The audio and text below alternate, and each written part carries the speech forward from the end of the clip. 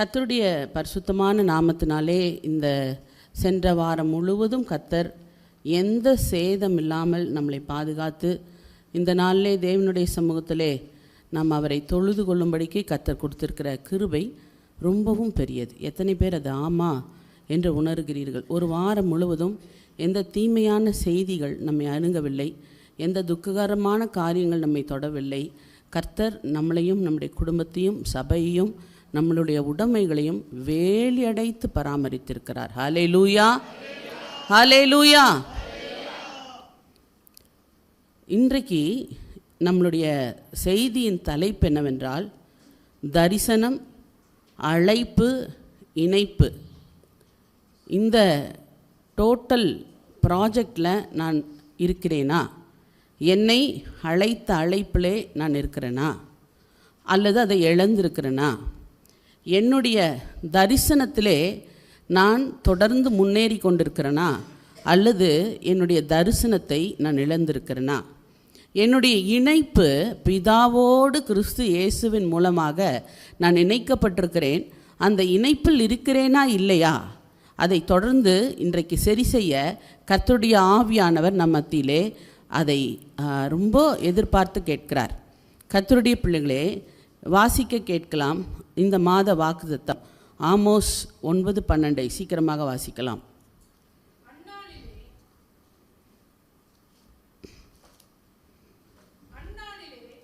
விழுந்து போன தாவீதின் கூடாரத்தை நான் திரும்ப எடுப்பித்து அதன் திறப்புகளை அடைத்து அதில் பழுதாய் போனதை சீர்படுத்தி பூர்வ நாட்களில் இருந்தது போல அதை ஸ்தாபிப்பேன் என்று இதை செய்கிற கர்த்தர் சொல்லுகிறார். கர்த்தர் நிறைய வாக்குத்தத்தத்தை அந்த வசனத்திலே சொல்கிறார். 3 விதமான நன்மைகளை கர்த்தர் அங்கே திருவலம் பெற்றுகிறார். அதுக்கு முந்தின வசனத்தை வாசிக்கலாம். ஏதோமில் மீதியானவர்களையும் என் நாமம் விளங்கிய சகல சாதிகள் வசமாக்கிக் கொள்ளும்படி. வாசிங்க. ஏதோமில் மீதியானவர்களையும் என் நாமம் விளங்கிய சகல ஜாதிகளையும் வசமாக்கி கொள்ளும்படிக்கு. போதுங்க. ரொம்ப அழகாக கர்த்தர் இங்கே சொல்லுகிறார். நான் ஒவ்வொரு தடவையும் சொல்லுகிறேன், கர்த்தர் என்னை இந்த பிரசங்கத்துக்கு தகுதிப்படுத்தியிருக்கிறதை நான் விசுவாசிக்கிறேன். அவரை நன்றியுள்ள இருதயத்தோடு ஸ்தோத்திரிக்கிறேன். நேற்று இரவிலே நான் ஐயாவின் இடத்துல எல்லாம் இங்கே வந்து ப்ராக்டிஸ்க்கு வந்த பசங்களிடத்துல சொன்னேன், நாளைக்கு எனக்கு ஆராதனைக்கு வர முடியுமா என்று தெரியவில்லை, அவ்வளவு தலைவலி தாங்க முடியவில்லை என்று சொன்னேன். இரவு வீட்டுக்கு நான் போகும்போது நான் ஆண்டவரோடு பேசிக்கொண்டு போனேன். கர்த்தர் எனக்கு ஒரு பெரிய விடுதலை கொடுத்தார். நான் இன்றைக்கு உங்கள் மத்தியிலே பிரசங்கம் செய்யும்படி கர்த்தர் என்னை தகுதிப்படுத்தியிருக்கிறார். நான் உள்ளத்தின் ஆழத்திலிருந்து அவருக்கு நன்றி செலுத்துகிறேன். இந்த வசனம் ரொம்ப அழகாக சொல்லுது பாருங்க. மீதியானவர்களையும் என் நாமம் விளங்கிய சகல ஜாதிகளையும் வசமாக்கி கொள்ளும்படி ஒரு 3 வகையான நன்மை நான் செய்கிறேன். 3 காரியங்களை கர்த்தர் செய்கிறாராம். என்ன 3 காரியம் செய்கிறாரு அது நம்ம பார்க்கிறோம். எதற்காக செய்கிறாராம்? கொஞ்சம் பேரை நான் என் ஜனக்கூட்டத்திலே எனக்கென்று மீதி வச்சிருக்கிறேன். அதுக்கு அடுத்தது சொல்றாரு, என்னுடைய நாமத்தை விளங்க பண்ணுகிற என்னுடைய கூட்டத்தாருக்கு நான் இருக்கிறேன், நான் உதவி செய்கிறேன், நான் தாங்குகிறேன், நான் ஏந்துகிறேன், நான் சுமக்கிறேன், நான் தப்புவிக்கிறேன் என்று அவங்க புரிந்து கொள்ளும்படிக்கு இந்த 3 நன்மை நான் செய்கிறேன். கரங்களை தட்டி கர்த்தரை ஸ்தோத்தரிப்போம். அநேகர் என்னுடைய வாழ்க்கையில் இந்த நன்மை ரொம்ப நாளாக அடைப்பட்டிருக்கிறது. நான் எதிர்பார்க்கிற இந்த காரியம், என்னுடைய ஜெபம், நான் இவர்களுக்காக ரட்சிப்புக்காக ஜெபித்து கொண்டிருக்கிறேன். என் சகோதரன், என் சகோதரி, என் மனைவி என்னை போல் ஆவிக்குரிய நிலைமையில் இல்லை, அவங்க மனம் திரும்ப வேண்டும் என்று ரட்சிப்புக்காக காத்திருக்கிறேன். அவர்களுடைய மனம் திரும்புதலுக்காக காத்திருக்கிறேன், அல்லது என்னுடைய வேலையில் விடுதலைக்காக காத்திருக்கிறேன், அல்லது நீண்ட நாளாக என்னை அலட்டுகிற போராட்டத்திலிருந்து எனக்கு விடுதலை வேணும் என்று காத்திருக்கிறேன். எனக்கு விடுதலை வரவே இல்லை. என்னோட ஆண்டவர் இருக்கிறார், எனக்கு நல்லா தெரியும். என்னோடு நிறைய காரியங்களை எனக்கு நன்மையாக மாற்றி தருகிறார், நான் அதை உணர்கிறேன். ஆனால் ஒரு சில பகுதிகள் பதில் வராத அமைதல் உள்ள பகுதிகள் என்னிடத்தில் இருக்கிறது என்று எத்தனை பேர் இந்த காலையிலே சொல்ல முடியும்? நீங்கள் உண்மையாக தேவனிடத்தில் கை தூக்கி, ஆமாண்டவரே, அந்த இடத்துலலாம் என் பேர் யாக்கோபு சொல்ல முடியுமா? தேவன் உங்களை பார்க்கிறார், உங்கள் இருதயத்தை பார்க்கிறார்.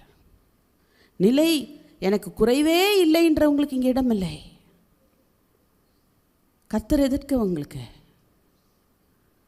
கர்த்தருடைய பிள்ளையே, நான் சொல்லுகிறேன், ஒரு சந்ததி அவரை சேவித்து முடிந்து அடுத்த சந்ததியிலே இவர்கள் ஆலயத்தை கட்டுவார்கள் என்று வைராக்கியமாய் சொன்ன இடத்திலே அந்த நன்மை அடைக்கப்பட்டிருக்கிறது. அந்த ஆசீர்வாதம் அடைக்கப்பட்டிருக்கிறது. யாரால் அடைக்கப்பட்டிருக்கிறது? யாரால் அடைக்கப்பட்டிருக்கிறது? கர்த்தருடைய பிள்ளையே, அன்னாளுடைய கர்ப்பத்தை கர்த்தர் அடைத்தார். யார் அடைச்சிருந்தா? பிசாசா? இல்லை அவளுடைய சரீர பலவீனமா? அல்லது அவளுக்கு குறைவு இருந்ததா? அவள் கர்த்தருக்குள் இல்லையா? அதை போல் உங்களுடைய வாழ்க்கையிலும் ஏதோ ஒரு நன்மை அடைபட்டிருக்கிறது. அந்த ஜெபத்துக்கு பதில் வரவில்லை, அதிலே மாற்றம் இல்லை. இருக்கிறீர்களா? ஆமாவென்று உங்களால் சொல்ல முடியுமா? ஒத்துக்கொள்ள முடியுமா? வெளிப்படுத்தல் ஆண்டவர் சொல்கிறார், நீ நிர்வாணியாக இருக்கிற, உன்னிடத்தில் அநேக குறைகள் இருக்கிறது, அதை மற்றவர்கள் பார்த்து உன்னை நிந்திக்கிறாங்க, பரியாசம் பண்ணுறாங்க.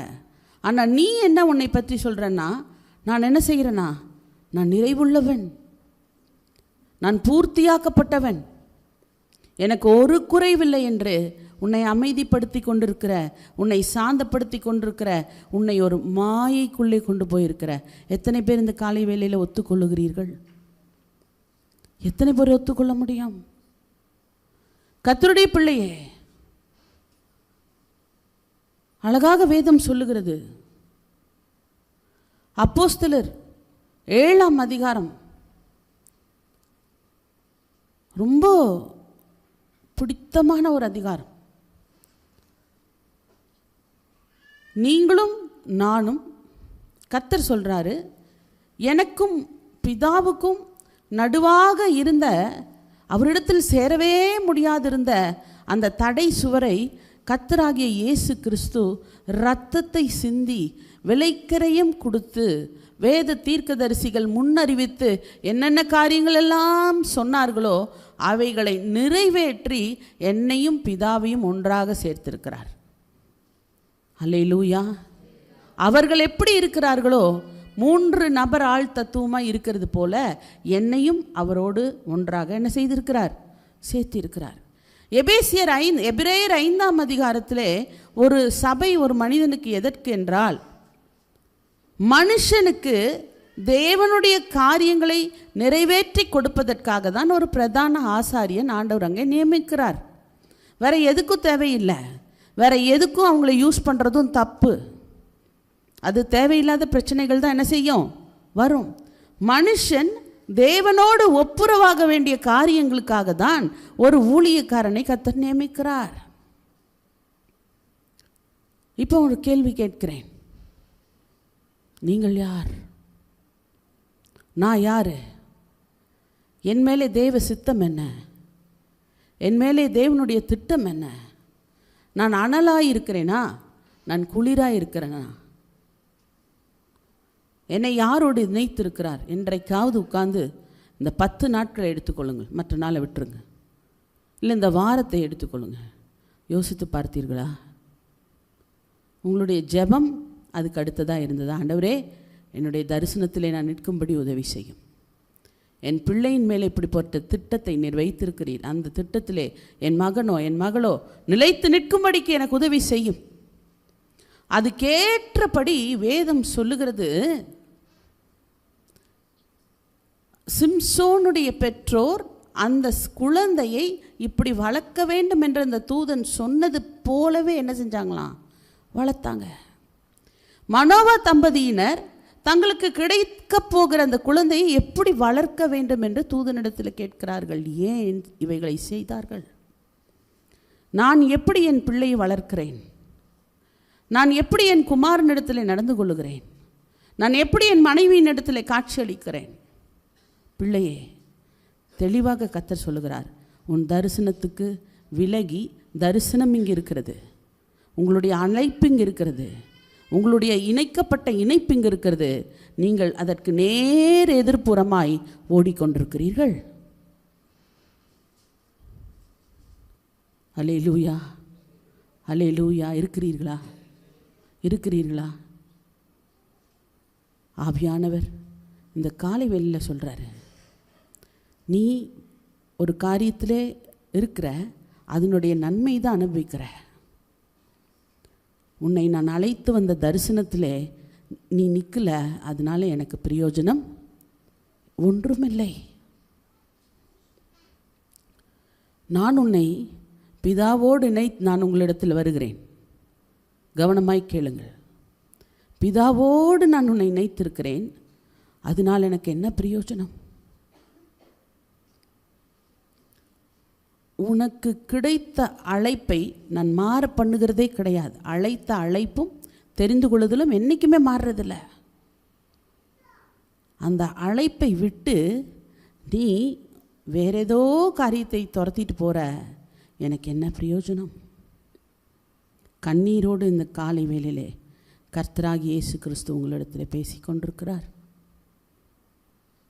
அழுகையோடு பேசிக்கொண்டிருக்கிறார். நான் தீர்க்க தரிசனமாய் சொல்லுகிறேன், வெகு சீக்கிரத்திலே இந்த சபை முழுவதும் எழுப்புதல் அடைய போகிறது. அநேக ஆத்துமாக்கள் ரட்சிக்கப்பட போகிறார்கள். அநேகர் தவறான உபதேசத்தில் இருக்கிறவர்கள் மனம் திரும்பி பரிசுத்தாவின் வல்லமையிலே நடக்க ஆரம்பிக்க போகிறார்கள். அனுதினமும் தங்களுடைய வாழ்க்கையில் இயேசு கிறிஸ்துவின் உறவாடலை பார்க்க போகிறாங்க. அதுக்கு தான் கர்த்தர் அழைத்திருக்கிறார். கர்த்தருடைய பிள்ளையே, அழகாக இந்த வசனம் சொல்லுது, என் அழைப்பு என்ன, என் தரிசனம் என்ன அப்படின்னா, விழுந்து போன தாவீதின் கூடாரத்தை நான் எடுத்து நிறுத்தினேன். வெரி சிம்பிளாக சொல்கிறேன். விழுந்து போன தாவீதின் கூடாரம். தாவீதின் கூடாரம் என்றால் என்ன? அந்த அப்போஸ்தலர் 7ஆம் அதிகாரம் 2ஆம் வசனம் 3ஆம் வசனத்தை வாசிக்க கேட்கலாம். சீக்கிரமாக வாசிங்க.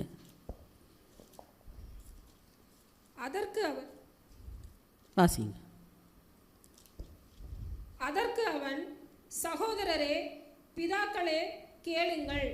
நம்முடைய பிதாவாகிய ஆபிரகாம் காரானூரிலே குடியிருக்கிறதற்கு முன்னுமே மெசொப்பொத்தாமிய நாட்டிலே இருக்கும்போது மகிமையின் தேவன் அவனுக்கு தரிசனமாகி, நீ உன் தேசத்தையும் உன் இனத்தையும் விட்டு புறப்பட்டு நான் உனக்கும் காண்பிக்கும் தேசத்துக்கு வா என்றார். போதுங்க போதுங்க போதுங்க. அப்போஸ்தலரில் சொல்கிறார். நம்ம இந்த வசனத்தை எங்கே படிக்கிறோம்?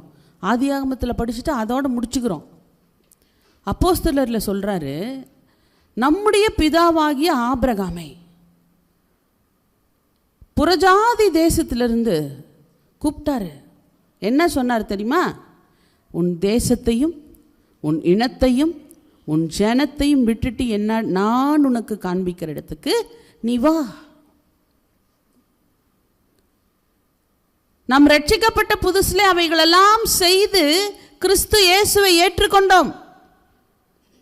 இன்றைக்கு நீங்கள் எங்க இருக்கிறீர்கள்? திரும்பி உங்க ஜனத்தினிடத்திலே போயிருக்கிறீர்கள், உங்க இனத்தினிடத்திலே போயிருக்கிறீர்கள், உங்க தேசத்தினிடத்திற்கு திரும்பி போயிருக்கிறீர்கள் என்று கர்த்தர் சொல்லுகிறார், நான் சொல்லவில்லை. அதை தொடர்ந்து வாசிக்கும் போது அந்த ஆபிரகாமுக்கு புத்திர சந்தானம் இல்லாதிருக்கும் போதும் அந்த ஆபிரகாமுக்கு ஒரு அடி நிலம் கூட, அதை வாசிச்சிருங்க, அந்த வசனத்தை வாசிச்சிருங்களேன். 4வது வசனத்தை வாசிக்க கேட்கலாம். கடகடன் வாசிங்க சீக்கிரமா. அப்பொழுது அவன் 5 வாசிமா. இதிலே ஒரு அடி நிலத்தை ஆகிலும் அவனுடைய கையாட்சிக்கு கொடாமல் இருக்கையில் அவனுக்கு பிள்ளை இல்லாது இருக்கும் போது. போதுமா, போதும் மேட்டர் அதுதான். அவன் ஒரு ப்ராஜெக்டுக்கு தன்னுடைய தரிசனத்தை நிறைவேற்றும்படி நம்முடைய பிதாவாகிய ஆபிரகாமை கொண்டு வராரு. கொண்டு வந்து இந்த தேசத்தை உனக்கு சொந்தமாக கொடுப்பேன்றது தான் வாக்கு தத்தம். நம்முடைய சபை இன்னும் சொந்த இடத்தை சுதந்திரிக்க முடியவில்லை. நம்மளுடைய நன்மை அடைக்கப்பட்டிருக்கிறது. ஒரு ஆகான் பாளையத்தில் பணம் அதுக்கு பிரச்சனை இல்லைங்க. யார் வேண்டுமானாலும் எங்கே இருந்து வேண்டாலும் ஒரு பணத்தை கொண்டு வந்து சேகரிக்கலாம். இது கர்த்தருடைய ஆலயம். இது ஒரு ஜெப வீடு. இது ஒரு ஜெப வீடு. அதை பண்ண முடியல. பாளையத்தில் ஒரு ஆகான் இருந்தாலும் நாம் அந்த ஜெப வீட்டை சுதந்திரிக்க முடியாது. கர்த்தருடைய பிள்ளையே, உங்களுடைய வாழ்க்கையிலே தேவனிடத்திலே போவீர்களா? பரலோகம் போவீர்களா? இன்று கர்த்தர் வந்தா, இன்னைக்கு சாயங்காலம் 4 மணிக்கு ஆண்டவர் வந்தா பறப்பீங்களா? சிக்கன் கொஞ்சம் செஞ்சுருக்கோம், மட்டன் கொஞ்சம் செஞ்சுருக்கோம், சாப்பிட்டு முடிச்சுட்டு அப்படியே பறந்துடுறோம். கர்த்தருடைய பிள்ளையே, எங்கே இருக்கிறீர்கள்? ஆண்டவர் சொல்கிறாரு, ஒரு அடி நிலம் கூட உனக்கு சொந்தமாக கொடுக்குறேன்னு சொன்ன இடத்துல தான் ஆபிரகாம் நிற்கிறான். ஆனால் அந்த இடத்துல அவர் என்ன பண்ணல, இப்போ வரைக்கும் ஒரு அடி இடம் கூட கொடுக்கல. அப்புறம் உனக்கு பிள்ளை தருவேன், அது வானத்து நட்சத்திரங்களைப் போல் அங்கே எழுதுறார். நான் டைம் இல்லாதனால முடிக்கிறேன். வானத்து நட்சத்திரங்களை போல மாறும், ராஜாக்கள் எழும்புவாருங்க, அப்புறம் எனக்கு மகத்தான ஆலயம் கட்டுவாங்கன்னு சொல்லி அங்கே சொல்கிறாரு. 45வது வசனத்தை 46வது வசனமும் 47வது வசனமும் யார் அந்த புத்திர சுவிகாரம் என்று சொல்லி அங்கே சொல்லப்பட்டிருக்கிறது. நல்ல தெளிவாக அழுத்தம் திருத்தமாக அந்த வசனத்தை வாசிங்க பார்க்கலாம். சீக்கிரமா 7, 46, 47 வாசிங்க. இவன் தேவனிடத்தில் தயவு பெற்றபடியினால் யாக்கோபின் தேவனுக்கு ஒரு வாசஸ்தலத்தை தான் கட்ட வேண்டும் என்று விண்ணப்பம் பண்ணினான். கர்த்தருடைய பிள்ளையே, தாவீதுடைய நாள் மட்டும் நல்ல கவனமாய் கேளுங்கள். அங்கே அவங்க பதப்படுத்தி வைத்த கூடார நன்மைகள், ஆசரிப்பு கூடார நன்மைகள், அவர்களுடைய உடன்படிக்கை பெட்டிகள், மற்ற எல்லாத்தையும் பதப்படுத்தி தாவீது கிட்ட கொண்டு வந்து கடைசியாக ஆபிரகாமின் குமாரனாகிய தாவீது கிட்ட ஹேண்ட் ஓவர் பண்ணுறாங்க. அப்படி ஹேண்ட் ஓவர் பண்ணும்போது தாவீதுக்கு என்ன ஒரு விருப்பம் வருதான், அதை வசனத்தை ரொம்ப கரெக்டாக தெளிவாக வாசிங்க பார்க்கலாம். 46 ரொம்ப கரெக்டாக வாசிக்கணும், மாற்றிட்டிங்கன்னா பிரசங்கம் மாறிடும். இவன் தேவனிடத்தில் தயவு பெற்றபடியினால் யாக்கோபின் தேவனுக்கு ஒரு வாசஸ்தலத்தை தான் கட்ட வேண்டும் என்று விண்ணப்பம் பண்ணினான். போதுங்க, போதும். அருமையான கர்த்தருடைய பிள்ளையை அதை அப்படி வாசிக்கக்கூடாது. நான் உங்களுக்கு அதை வாசித்து காட்டுகிறேன். மேலும் யோசுவாவோட கூட நம்முடைய பிதாக்கள் அதை பெற்றுக்கொண்டு தேவன் அவர்களுக்கு முன்பாக துரத்திவிட்ட புறஜாதிகளுடைய தேசத்தை அவர்கள் கட்டி கொள்கையில் அதை அந்த தேசத்தில் கொண்டு வந்து தாவீதின் நாள் வரைக்கும் வைத்தார்கள். இவன் தேவனிடத்திலே தயவு பெற்றபடியினாலே யாக்கோபின் தேவனுக்கு ஒரு வாசஸ்தலத்தை நான் கட்ட வேண்டும் என்று விண்ணப்பம் பண்ணினான். கரங்களை தட்டி கர்த்தரை ஸ்தோத்திரிப்போமா? கரங்களை தட்டி தலைக்கு மேலே தட்டி கர்த்தரை ஸ்தோத்திரிங்க. கர்த்தருடைய பிள்ளையே, கர்த்தருடைய பிள்ளையே, பிதாக்கள் சம்பாதித்து கொண்டு வந்து கொண்டிருக்கிற அந்த நன்மையை தாவீது கிட்ட ஹேண்ட் ஓவர் பண்ணுறாங்க. ஆனால் தாவீது என்ன செய்கிறான்னா, கர்த்தர் சொல்கிறாரு, தாவீது தேவனிடத்திலே தயவு பெற்றபடினாலே அவனுக்கு ஒரு விண்ணப்பம் பண்ணும்படி கிருபை கிடைக்கிறது. நான் இப்போது பிரசங்கத்தினுடைய மைய பகுதிக்கு வந்திருக்கிறேன். தாவீதுக்கு தேவனுடைய கண்களிலே கிருபை கிடைத்தபடினாலே, ஹல்லேலூயா, ஹல்லேலூயா, ஹல்லேலூயா, தேவனுடைய கண்களிலே தயவு கிடைத்தபடினாலே நான் என்னை ஆட்கொண்டவருக்கு ஒரு வாசஸ்தலத்தை கட்ட வேண்டும் என்று விண்ணப்பம் செய்கிறான். துணிந்து அதை கட்ட ஆரம்பிக்கவில்லை. அவனிடத்தில் எல்லா பொருட்களும் இருக்கிறது. அவன் ஒரு ஜெயவாளி. அருமையான பிள்ளைகளே, அநேகருடைய ஜெபங்கள் ஏன் கேட்கறதில்லை, கேட்கப்படுகிறதில்லை? ஏன் நீங்கள் போய் எல்லாருக்குமே தெரியும் இயேசு தெய்வம்னு, ஆனால் என்ன சொல்லுவான், என் வாழ்க்கையில் இந்த நன்மை நடக்கட்டும், நடந்தோன்னு நான் வரேன் சொல்கிறாங்களா இல்லையா? ஏன் ஜெபம் கேட்கப்படவில்லை? நீங்கள் வேண்டிக் கொள்ள வேண்டிய விதம் இன்னதென்று உங்களுக்குள் இருக்கிற ஆவியானவர் உங்களுக்கு உதவி செய்வார் என்று வேதம் சொல்லுகிறது. நீங்கள் இன்ன விதமாய் விண்ணப்பம் பண்ண வேண்டும் என்று உங்களுக்குள் இருக்கிற ஆவியானவர் என்ன செய்வாராம்? சொல்லி தருவார். இந்த ஆவியானவர் உங்களுக்குள் இருக்கிறாரா? பிள்ளையே, நானும் நீங்களும் யாக்கோப்பின் வல்லவருடைய பிள்ளைகள். நானும் நீங்களும் ஆபிரகாமின் தேவனுடைய பிள்ளைகள். எப்படி என்று கேட்கிறீர்களா? சுவாப கிளைகளில், ரோமரில் சொல்லப்பட்டிருக்கிறது, சுவாப கிளைகளில் சிலது வெட்டப்பட்டிருக்கிறது, இனி அது ஒட்டி வைக்கப்பட முடியாது. யூதாசை போன்ற நபர்கள் தேவனுடைய மரத்திலிருந்து, தேவனுடைய அழைப்பிலிருந்து, தேவனுடைய தரிசனத்திலிருந்து, பரலோக இணைப்பிலிருந்து வெட்டப்பட்டு தூக்கி எறியப்பட்டிருக்கிறார்கள். மீதியான எண்ணெயும் உன்னையும், புறஜாதியான எண்ணெயும் உன்னையும் பேதுரு சொல்றார், அவருடைய நாமத்தின் மேல் பயபக்தியாக இருக்கிற யாரையும் கர்த்தர் என்ன செய்கிறாராம்? வெட்டப்பட்ட கிளைகளிடத்திலே ஒட்டி வைத்திருக்கிறார். கரங்களை தட்டி கர்த்தரை ஸ்தோத்தரிப்போம். நம்முடைய இணைப்பு என்ன? நம்முடைய அழைப்பு என்ன? நம்மளுடைய தரிசனம் என்ன? யாரை கர்த்தர் தூக்கி நிறுத்த போகிறார்? விழுந்து கிடக்கிற யாரை கர்த்தர் எழுப்ப போகிறார்? தாவீதின் கூடாரத்தை தான் எழுப்பப் போகிறார். நீங்கள் தாவீதின் கூடாரமா? கூடாரம் என்றால் சரீரத்தை குறித்து வேதம் சொல்லுகிறது. அநேக காரியங்கள் இருக்கிறது. இன்றைக்கு சரீரத்தை அதோடு வைத்துக் கொள்ளுங்கள். கர்த்தருடைய பிள்ளையே, ஒரு வசனத்தை வாசிக்க கேட்கலாம். சீக்கிரமாக வாசிக்கணும். வெளிப்படுத்தல் விசேஷம் 22ஆம் அதிகாரம் 16வது வசனத்தை வாசிக்க கேட்கலாம். சபைகளில் இவைகளை உங்களுக்கு சாட்சியாக அறிவிக்கும்படிக்கு இயேசுவாகிய நான் என் தூதனை அனுப்பினேன். இல்லைங்க, மாற்றி வாசிக்கிறீங்க பாருங்க. நான் ஆபிரகாமின், அதில் இருக்கும் பாருங்க, 22:16 21:16. நான் ஆபிரகாமின் சந்ததியும்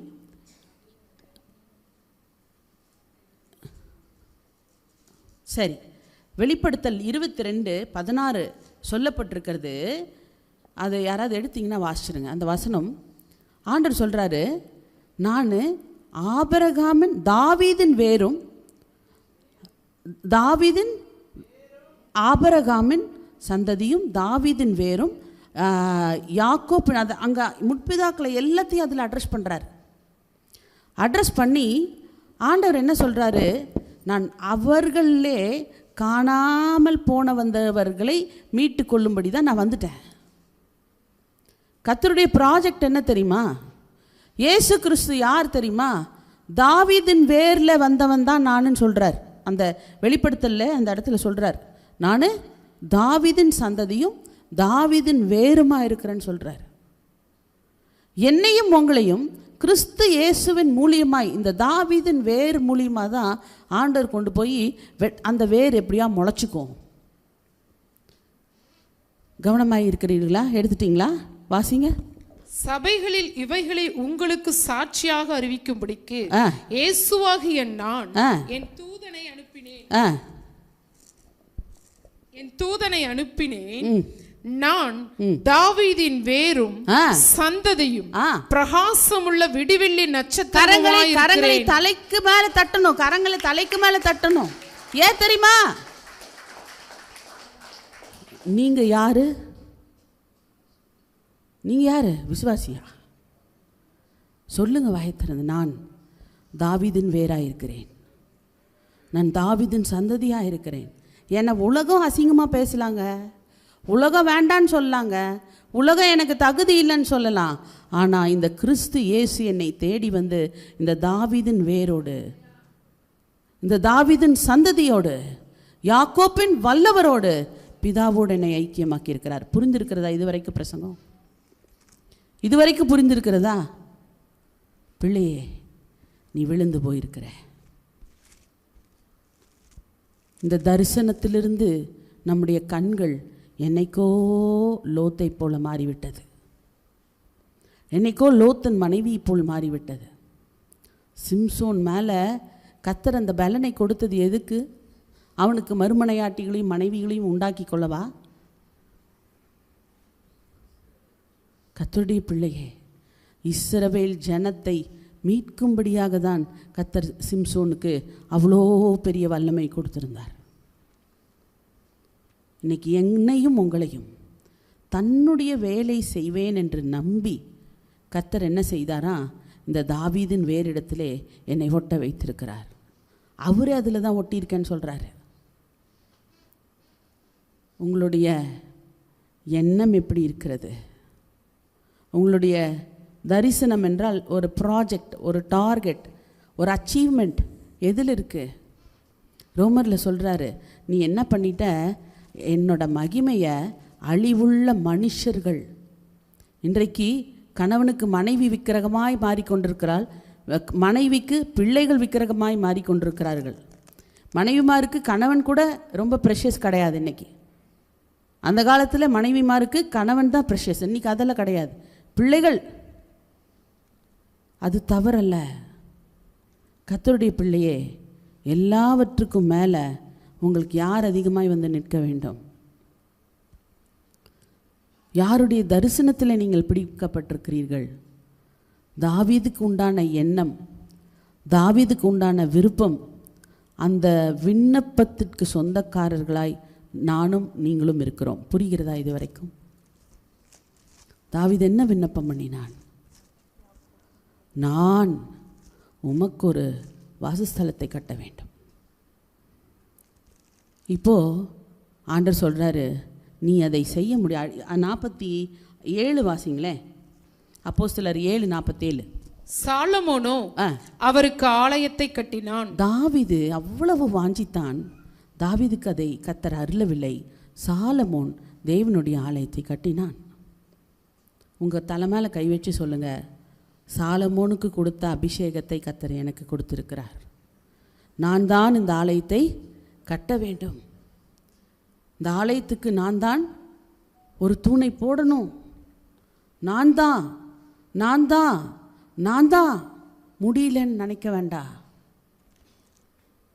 பொன்னும் பொருளும் எல்லாவற்றையும் கொடுக்கறது கர்த்தர். கர்த்தர் கேட்குறது என்னன்னா, கொடுக்க நான் ஆயத்தமாக இருக்கிறேன், ஒர்க் பண்ண நீ ஆயத்தமாக இருக்கிறியா? உங்களுடைய சரீரமாகிய உள் மனசாட்சியாகிய ஆலயம் கட்டப்பட்டிருக்கிறதா? இந்த தரிசனத்தை தான் நீங்கள் நடந்து கொண்டிருக்கிறீர்களா? இந்த அடிப்படை தரிசனத்தில் தான் நீங்கள் நிற்கிறீர்களா என்று சற்று யோசித்து பாருங்கள். இல்லாவிட்டால் என்ன செய்கிறோம் தெரியுமா? யோவான் 6:44 யோவான் 6:65 ஒருவன் பிதாவின் அருளை பெறாவிட்டால் அவன் தானா என்னிடத்தில் வர முடியாது. ஒருவன் பிதாவின் இழுத்து கொள்ளுதல் ஒருத்தனுக்கு இல்லைன்னா அவன் என்னிடத்தில் வர முடியாதுன்னு சொல்கிறார். பிள்ளையே, பிதா உங்களை இழுத்து கொண்டிருக்கிறபடினால் மட்டும்தான் நீங்கள் இங்கே வந்து உட்கார்ந்துருக்கிறீர்கள். நான் விருப்பப்பட்டாலோ நீங்கள் விருப்பப்பட்டாலும் இந்த இடத்துல வந்து உட்காருகிறது சாதாரணமான காரியம் கிடையாது. இப்பொழுது நான் மைய பகுதிக்குள்ளே வருகிறேன். கர்த்தருடைய பிள்ளையே, ஆண்டவர் சொல்கிறாரு, நியாயாதிபதிகள் 1 இதெல்லாம் லேவி கோத்திரத்தை பற்றி சொல்லிட்டு வரார். இப்போ அதுக்கு நமக்கு நேரம் இல்லை. அதனால் டைரெக்டாக எங்கே போகலான்னா, கர்த்தர் இந்த தாவீதின் சந்ததிக்கு தான் திரும்ப எதுக்கு வருவாராம்? யாரை மீட்டு கொள்ளும்படி வராராம்? யாரை கூட்டிக் கொண்டு போகும்படி வராராம்? இந்த தாவீதின் சந்ததிகளை தான் கூட்டிக் கொண்டு போய் வராராம். சீரோபியானிக்கா ஸ்திரீ, சமாரிய ஸ்திரீ ஆண்டவரிடத்தில் வந்து, அப்பா என்னுடைய பிள்ளை மரண அவஸ்தைப்படுறா, நீங்கள் எப்படியாவது என் பிள்ளைக்கு ஒரு உயிர் பிச்சை கொடுங்கன்னு சொல்லி கேட்குறா. கர்த்தர் இந்த பூமியில் யாரிடத்துலையும் அப்படி பேசவே இல்லை. ஆண்டவர் சொன்னார், பிள்ளைகளுடைய அப்பத்தை எடுத்து நான் யாருக்கு கொடுக்க மாட்டேன், நாய்க்கு போட மாட்டேன்.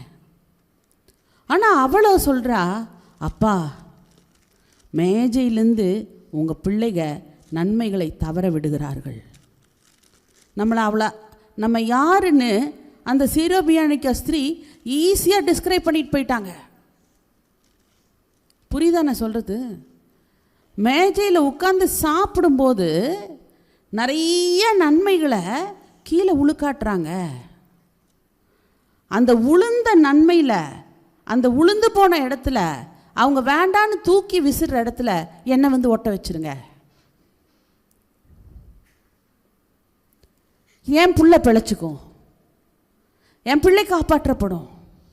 ஆண்டவர் பார்க்கிறார், இந்த ஸ்திரீக்கு இப்படி ஒரு வெளிப்பாடா, இவ்வளோ ஒரு சமாரிய ஸ்திரீ, இவளுக்கு இப்படி ஒரு வெளிப்பாடா என்று சொல்லி இஸ்ரவேலுக்குள்ளும் தாவீதின் வம்சத்துக்குள்ளும் யாக்கோபின் கூட்டத்துக்குள் கூட நான் இப்படிப்பட்ட ஒரு விசுவாசத்தை பார்க்கவில்லை என்று சொல்லி கர்த்தர் அவளுக்கு சுகத்தை கொடுக்கிறார்.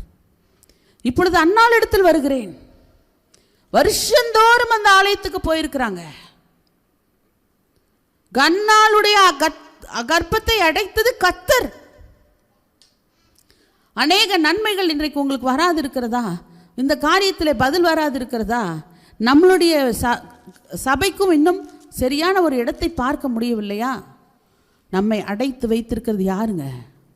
சத்தமாக சொல்லுங்க, சத்தமாக சொல்லுங்க. வெளியிருக்க சபைக்காரர்கள் ஆச்சரியப்படுறார்கள். எஃப்ஓசியினர் சபை இல்லாமல் தேடுகிறார்களா? அவர்களால் எல்லாவற்றையும் சாதிக்க முடியுமே. அநேக பாஸ்டர்ஸ் கேட்குறாங்க, நிறைய பேர் கேட்குறாங்க. நம்மளுடைய பலன் நமக்கு தெரியல, வெளியில் இருக்கிறவங்களுக்கு என்ன செய்யுது தெரியுது. கர்த்தருடைய பிள்ளையே, ஏன் தெரியுமா?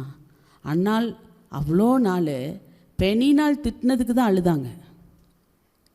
பெனினால் பரியாசம் பண்ணதுக்கு தான் அழுதுட்டு ஒரு புள்ள இருந்திருந்தா நல்லா இருக்குன்ட்டு போனாங்க. வைராக்கியமாக என்னைக்கு பிடித்தார்களோ, அவள் சாப்பிடவும் அவள் கணவன் வந்து சமாதானப்படுத்துகிறான். அந்த சமாதானத்தை அன்னாள் ஏற்றுக்கொள்ள மறுக்கிறாங்க. அன்னாள் கிட்ட அவர் சொல்கிறாரு, உனக்கு 10 பசங்க இருந்து நீ சந்தோஷமாக சம்பூர்ணமாக சாப்பிட்டு திருப்தி ஆகிறத விட நான் உனக்கு அதிகம் இல்லையா அப்படின்னு சொல்லி கேட்குறாரு. ஏன்னா பைபிள் அங்கே எழுதுறார், எல்லாமே 2 பங்கு. அன்னாளுக்கு எல்லாமே என்னது? ஜாஸ்தியான பங்கு. அன்னாள் அதிலே சமாதானம் அடையவில்லை. தேவனுடைய ஆலயத்தில் அவள் அழுது சாப்பிடாமல் அழுது கொண்டிருக்கிறாள். பிள்ளையே, நான் ஒரு கேள்வி கேட்கிறேன். கர்த்தரை கண்டடையும் போது இந்த நன்மைகள் எல்லாம் உங்களிடத்தில் இருந்ததா? கர்த்தரை நீங்கள் தொழுது கொள்ள ஆரம்பிக்கும் போது இன்றைக்கு இருந்த மரியாதைகள், இன்றைக்கு இருந்த வசதிகள், இன்றைக்கு இருந்த உயர்வுகள், இன்றைக்கு இருந்த கௌரவங்கள் உங்களுக்கு இருந்ததா? இல்லை. ஆனால் நாம் என்ன செய்திருக்கிறோம்? இந்த நிலைமைக்கு ஆளாக்குன கர்த்தருடைய எண்ணத்தை நம் தலையிலிருந்து என்ன செஞ்சிட்டோம்? எடுத்துட்டோம். எதற்காக எனக்கு இவ்வளவு நன்மைகளையும் ஆசீர்வாதங்களையும் கொடுத்தாரோ அதிலிருந்து வெளியே ஆப்போசிட்டாக போயிட்டுருக்கோம். இப்போ கொஞ்சம் கொஞ்சம் போய் பிதாவோடு இணைக்கப்பட்ட அந்த இணைப்பிலிருந்து நாம் துண்டிக்கப்பட ஆரம்பித்து கொண்டிருக்கிறோம். அதனால தான் வெளிப்படுத்தல சொல்கிறாரு, நீ அனலும் இல்லை குளிரும் இல்லாமல் இருந்தீங்கன்னா நான் உன்னை என்ன செஞ்சிருவேன்? வாந்தி பண்ணிடுவேன். ஒன்றா அந்த இடத்துக்கு போயிரு, ஒன்றா துணிகரமாக ஆண்டவரை மறுதளித்து இந்த உலகத்தினுடைய நன்மைகளை அனுபவிக்க போங்க. இங்கே இருந்தால் கர்த்தருக்குள்ளே ஒரு அக்கினி பிளம்பாக தான் இருக்க வேண்டும். ரீபாலா சதரபலவா. கர்த்தருடைய வல்லமை உங்களை தொடுகிறது, கர்த்தருடைய அபிஷேகம் உங்களை தொடுகிறது, கர்த்தருடைய வார்த்தை உங்கள் தலைமையில் ஏறுகுது. ஆண்டவர் சொல்கிறார், ஒரு 10 நீதிமான் இருந்தால் நான் இதை என்ன செய்ய மாட்டேன்? அழிக்க மாட்டேன். 10 பேரை கர்த்தர் தகுதி உள்ளவர்களாக பார்த்தா நம்மளுடைய தேவைகளை கர்த்தர் அற்புதமாய் சந்தித்து கொடுப்பார். அல்லேலூயா, அல்லேலூயா. இப்போ இங்கே பாருங்க, ஏலி வந்து சொல்கிறார், குடித்து வெறித்து எவ்வளவு தைரியமாக நீ தேவ சமூகத்துக்கு வந்திருக்கிற, நீ செய்த இந்த காரியத்துக்கு ஆண்டவர் உனக்கு தக்க பலனை கொடுப்பாருன்னு ஏலி சொல்கிறார் அன்னாள் இடத்துல. அன்னாள் என்ன செஞ்சாங்க? நீ ஒரு தீர்க்கதரிசியா? நீ ஒரு பிரதான ஆசாரியனா? நீ இப்படி நீ என்னத்துக்கு நான் வந்து அழுதுட்டுருக்கேன்னு தெரியாமல் நீ பேசுறியா? அப்படி கேட்டாங்களா? அவங்களோட கடைசி ரிலீஸ் எங்கே இருந்துச்சு தெரியுமா? அவள் அங்கே தன்னை பூரணமாய் தாழ்த்துகிறா. எப்படி தாழ்த்துறா? ஆண்டவனே, நான் குடித்து வெறித்தவள் அல்லப்பா, நான் மனக்லேசமுள்ள ஸ்திரீ. பிள்ளையே, நீ தாவீதுடைய ரத்தம். இப்போ புரியுதா நான் சொல்கிறது? நீங்கள் இயேசு கிறிஸ்துவனுடைய சரீரம். கர்த்தருடைய ஆலயம் கட்டப்பட வேண்டும், ஒரு ஜெப வீடு கட்டப்பட வேண்டும் என்கின்ற ஒரு கண்ணீரின் எண்ணம் உங்களுக்கு இருக்கா? இருக்கா? நீங்கள் யார்? நான் தாவீதுடைய வித்து.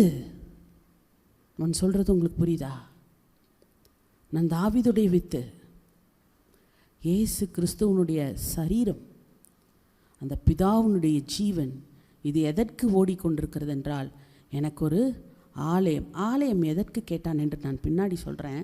இங்கே அன்னாள் அவளை தாழ்த்தும் போது அன்னாள் ஏலி சொல்கிறாரு, உனக்கு அற்புதமான விண்ணப்பத்தின்படி, நீ கேட்ட விண்ணப்பத்தின்படி உனக்கு கிடைக்கும் போன்னு சொல்லிட்டார்.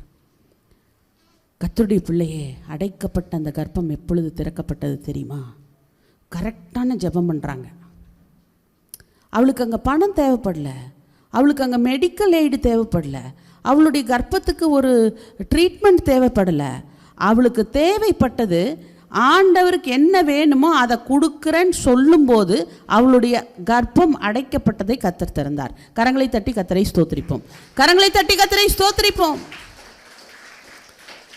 இந்த எஃப்ஓசி இடத்துல ஒரே தரிசனம் இருக்கணும்.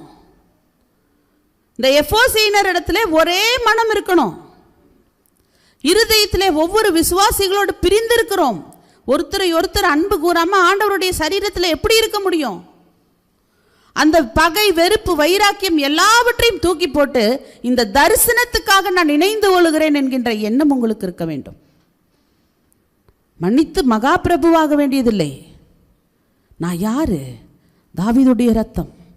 என்னுடைய வித்து என்னன்னா, என்னுடைய டிஎன்ஏ என்னன்னு கேட்டா, நான் தாவீதுடைய டிஎன்ஏன்னு தான் சொல்லணும். அவனுடைய எண்ணம் என்ன? அவனுக்கு கர்த்தருடைய கண்களிலே கிருபை கிடைத்ததுனால எப்படி விண்ணப்பம் பண்ணணுன்ற வார்த்தையை பரிசுத்தாவி அவனுக்கு சொல்லி கொடுத்தார். இன்னைக்கு நானும் நீங்களும் சரியான விண்ணப்பத்தை செய்யாதனாலே நமக்கு ஒரு ஆலயம் கிடைக்கப்படவில்லை. பணம் இல்லாதனால கிடையாது, பொருள் இல்லாதனால கிடையாது. ஒரு ஆகான் பாளையத்தில் இருந்தாலும் ஜெயம் என்ன செய்யாது? கிடைக்காது. நம்மளுடைய தகப்பனாகிய இந்த ஸ்தாபகர் எந்த மனுஷனையும் தேறினவனாக கிறிஸ்து இயேசுவுக்குள்ள நிறுத்த வேண்டும் என்கின்ற தரிசனத்தை இந்த சபையில விதைத்து விட்டு போனார். என்னுடைய டைம் முடிஞ்சிருச்சு, ஒரு 2 நிமிஷம் எடுத்துக்கிறேன். நம்ம எல்லாரும் ஒரு ஒரு ஒரு பட்டியில் 100 ஆடு விட்டுட்டு ஒரு கடா விடுவாங்க. நான் அடிக்கடி என் கணவனிடத்திலும் சொல்லுவேன் இதை. அந்த ஒரு கடா போதும் அந்த 100 ஆடையும் அது கணிக்கும், அது பெருக வைக்கிறக்கு, பெருக்கத்தை உண்டு பண்ணுகிறதுக்கு. அப்பதான் சம்பளம், அப்பதான் ஆகாரம், அப்பதான் ஆசீர்வாதம். மார்க்குவின் சுவிசேஷம் கடைசியில் கர்த்தர் சொல்றாரு, மார்க் 16வது அதிகாரம் 15வது வசனத்தை வாசிங்கள், நான் உங்களுக்கு முடிக்கிறேன். பின்பு அவர் அவர்களை நோக்கி, நீங்கள் உலகமெங்கும் போய் சர்வ சிருஷ்டிக்கும் சுவிசேஷத்தை பிரசங்கியுங்கள். நம்மளுடைய தரிசனம் நம்மளை தேறினவர்களாக நிறுத்தினது, நமக்கு இன்றைக்கு இருக்கிற ஆசீர்வாதத்தை கொடுத்தது. உலகமெங்கிலும் உங்களை எந்த சுவிசேஷத்திலே வளர்த்தாரோ, எந்த உபதேசத்திலே கர்த்தர் உங்களை கட்டினாரோ அதை நீங்கள் சொல்ல வேண்டும் என்பதற்காக தான் கர்த்தர் இந்த நன்மைகளை உங்களுக்கு கொடுத்திருக்கிறார். எத்தனையோ நேரம் அவைகளை நீங்கள் இழந்து போயிருக்கிறீர்கள். ஆனால் கர்த்தர் சொல்கிறாரு, இந்த மாதத்தில் நீ விழுந்துட்ட, அந்த தரிசனத்திலேருந்து விழுந்துட்ட. இப்போ நீ என்ன சொல்கிற? எனக்கு தாவீதோட வித்தே இல்லை, இயேசு கிறிஸ்துவின் ரத்தமே இல்லை, நான் பிதாவோடு இணைக்கப்படவே இல்லைன்ற லெவலுக்கு நீ போயிட்டுருக்க. நான் இந்த மாதத்திலே நான் உன்னுடைய கிளைகளை நறுக்கி களைகளை பிடுங்கி நான் உன்னுடைய எண்ணங்களை சுத்தம் செய்கிறேன். நீ சுவிசேஷத்தை அறிவிக்க வேண்டும். ஒருத்தர் 100 பேரை கொண்டு வர, ஒரு சாதாரண ஆட்டு மந்தை குறித்து தான் பைபிளில் சொல்கிறாரு. அந்த ஆடு ஒரு கடாவாக இருந்தால் 100 ஆடை கர்ப்பம் தரிக்க வைத்து வைத்து அவைகள் 2 குட்டி 3 குட்டி 4 குட்டி போடுகிற அளவுக்கு பெருக்கத்தை உண்டு பண்ண முடியும். இதைத்தான் கர்த்தர் உங்களிடத்தில் எதிர்பார்க்கிறார்.